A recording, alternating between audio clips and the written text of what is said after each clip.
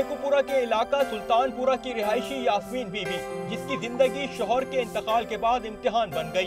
घर चलाने के लिए यास्मीन बीबी ने भी हिम्मत की मिसाल कायम कर दी और कपड़े की दुकान खोलकर तनोतना अपने 4 बच्चों की किफालत के साथ साथ उन्हें तालीम के जेवर से भी आरास्ता किया। सिलाई का काम शुरू किया, फिर ये कट पीस लाने शुरू कर दिया आहिस्ता आहिस्ता। इसके साथ फिर काम अल्लाह का शुक्र है बढ़ता गया, मैं करती गई हूँ। तो अब आके मसला बन रहा है बच्चों की तालीम, जबकि ज़्यादा आगे जा रही है। तो बड़ी बेटी मेरी जो है LLB कर रही है, उसका खर्चा बहुत मुश्किल हो रहा है। यास्मीन बीबी की दुकान पर आने वाले खरीदारों का कहना है कि गुज़िश्ता कई सालों से वो इसी दुकान से कपड़े खरीद रहे हैं। यास्मीन बीबी की दुकान पर कपड़े बाजार की निस्बत कम कीमत पर मिल जाते हैं।